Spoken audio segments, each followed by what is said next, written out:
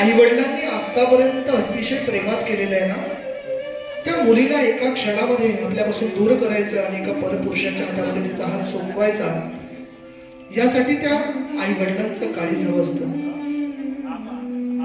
त्यांनी संकल्प केलाय की त्यांच्या 21 पिढ्यांचा उद्धार व्हावा. एका कन्यादानामध्ये साधारणतः 21 पिढ्यांचा उद्धार होत असतो. 10 पुढच्या 10 मागच्या आणि जी चालू पिढी आहे त्याचा, अशा 21 पिढ्यांचा उद्धार व्हावा म्हणून गायत्री नावाची कन्या आज मी तुम्हाला आधान करतोय. यातनं त्या आई वडिलांना काय प्राप्त होईल तर ब्रह्मलोक शिकण्याचा अधिकार प्राप्त होणार आहे. ब्रह्मलोकावरती वर्चस्व गाजवण्याचा अधिकार आज त्यांना प्राप्त होईल. नंतर या पृथ्वीला पायी पायी प्रदक्षिणा केल्यानंतर जे पुण्य प्राप्त करून घेता येईल तेवढं ते एका कन्यादानामध्ये प्राप्त करून घेणार आहे.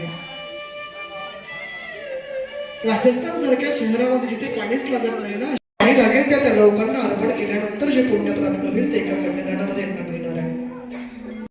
अनेक प्रकारच्या यातना, अनेक प्रकारचे सुखदुःख, अनेक प्रकारच्या आठवणी आजही त्यांच्या डोळ्यासमोर फिरत आहेत. आजही त्यांना आठवतात. बाबांकडे केलेला हट्ट, बाबांकडे मागितलेली प्रत्येक गोष्ट आजपर्यंत बाबांनी अतिशय प्रेमात पुरवलेली आहे.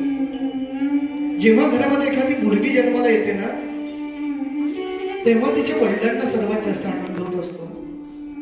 कारण की जेवढं स्नेह, जेवढं प्रेम, जेवढी आपुलकी त्या वडिलांची आणि त्या मुलीची असते ना, कदाचित घरामध्ये कोणाचीच नसते. आतापर्यंत गायत्रीने मागितलेली प्रत्येक गोष्ट त्यांच्या खिशाला परवडो व न परवडो, पण ती देण्याचा प्रयत्न त्या वडिलांनी केलेला आहे. आपल्याकडे मनुष्याला एखादी निर्जीव वस्तू असते, आपलं गाडी असते, आपला मोबाईल असतो, आपलं वॉलेट असतं. ते क्षणभर आपल्या डोळ्यासमोरून कुठे गेले ना तर आपलं मन कासावीस होतं की ती वस्तू पुन्हा केव्हा आपल्याला मिळेल.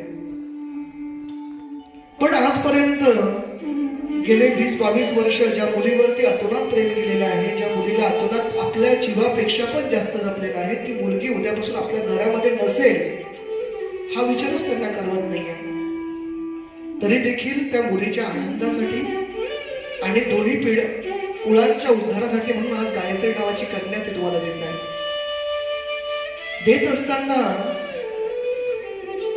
आपण जर रामायणामध्ये गेलो ना तर रामायणामध्ये उल्लेख आहे, जेव्हा जनक राजा दशरथांकडे त्यांच्या मुलीचा प्रस्ताव घेऊन आले ना, तेव्हा दशरथांनी सांगितलं तुम्ही हात जोडू नका, तुम्ही दाते आहात आणि मी याच्या देणारा हा घेणाऱ्यापेक्षा नेहमी सर्वश्रेष्ठ आहे. म्हणून कन्येचं दान होत नसतं तर कन्या आदान केली जाते. कारण की दान द्यायला काही ती वस्तू नाहीये, पण जी त्या गोत्रामध्ये उत्पन्न झालेली आहे त्या गोत्रामधनं दुसऱ्या गोत्रामध्ये ती जाणार आहे, त्या गोत्राचं आदान आणि प्रदान ज्या ठिकाणी होत आहे त्याला कन्यादान संबोधलेलं आहे. हे सर्व करत असताना आज ते मुलीचे वडील जे आहेत ते काही वचनांची पूर्तता ही तुमच्याकडनं अपेक्षित करत आहे. ती वचनं जर तुम्हाला मान्य असतील ना तरच ते गायत्रीचा हात आज तुमच्या हातामध्ये देणार आहे. बाबा गायत्रीचा हात हातामध्ये पकडायचा आहे. आज या वडिलांची भावना मनामध्ये कशी असलो, अनोखे नाते असते त्या आई आणि बापांचे त्या मुलीसोबत.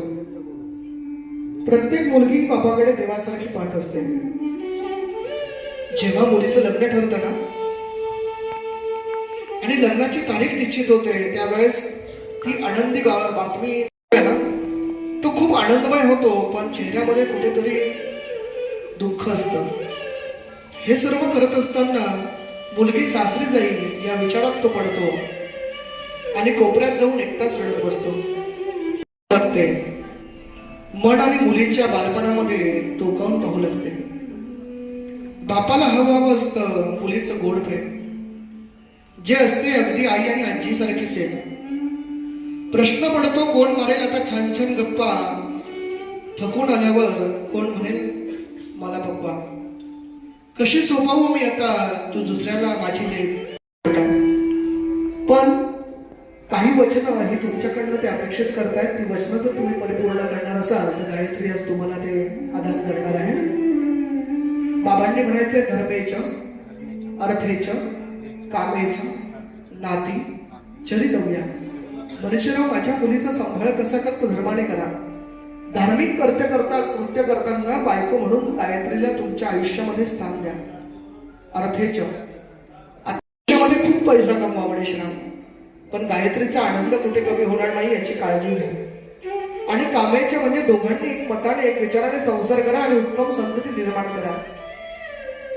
ज्या गृहस्थाश्रमामध्ये आपण प्रवेश करत आहोत त्याचे 3 पुरुषार्थ एका वेळेस साध्य करावे लागतात. धार्मिक कृत्यही करावी लागतात, पैसाही कमवावा लागतो आणि प्रजा उत्पादन देखील करावे लागते. हे 3 वडील तुमची प्रार्थना करतात.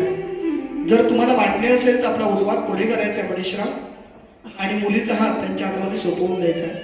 एकप्रतिष्ठानां जन्मोदजन्ति सर्वमेवं प्रतिष्ठितं भवति.